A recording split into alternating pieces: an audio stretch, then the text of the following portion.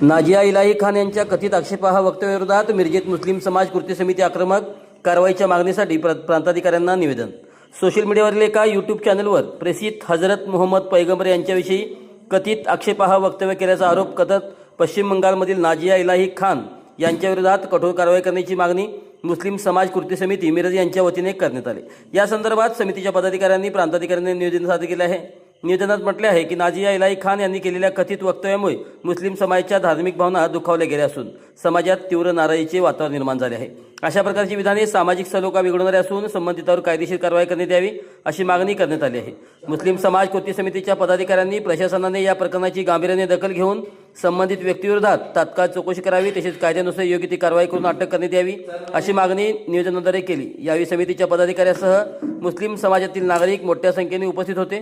प्रशासनाने या मागणीची योग्य दखल घ्यावी आणि धार्मिक भावना दुखावणाऱ्या वक्तव्याविरोधात कठोर भूमिका घ्यावी अशी अपेक्षा उपस्थितांनी व्यक्त केली. यावेळी मौलाना शकील शेख, जैलाब शेख, हाफिज अल्ताफ नायब, महबूब अली मनेर, आफ्ताब मुजावर, हाफिज मुश्ताक सौदागर, शिवाजी त्रिमुखे, आफ्ताब मुजावर, इकबाल बागवान, नासिर शेख, फिरोजभाई साद गवंडी, इसाक मुल्ला आदी उपस्थित होते.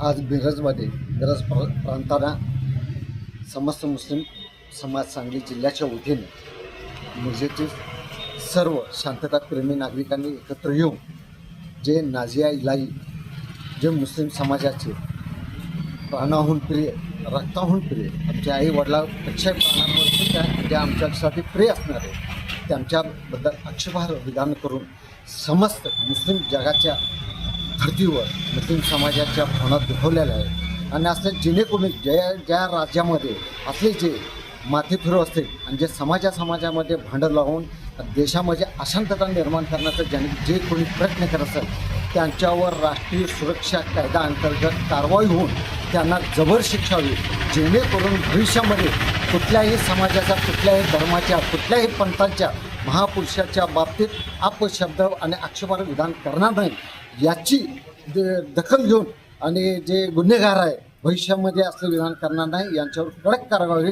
जेणेकरून यांना वकीलपत्रसुद्धा वकिलांनी स्वीकारणे.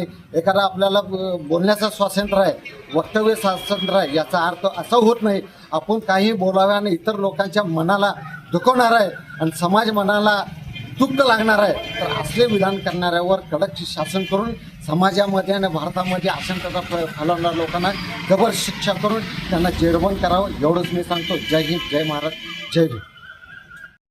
जो मैं कह रहा हूँ उसको आँख खोलकर और दिल के गहराई से सुने.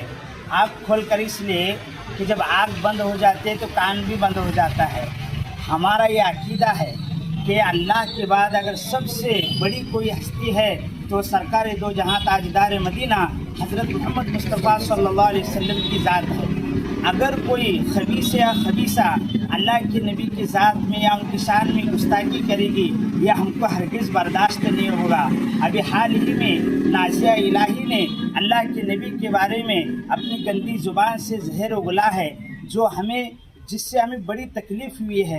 तो हम महाराष्ट्र प्रशासन से ये दरख्वास्त करते हैं या अपील करते हैं कि ऐसे लोगों को चुन कर गिरफ्तार किया जाए और इन्हें ऐसी कड़क और सख्त सज़ा दी जाए कि इनकी सज़ा को देखकर फिर कोई दूसरा ऐसा खबीसा और खबीसा पैदा ना हो और मुल्क में अमन और शांतता बरकरार रहे.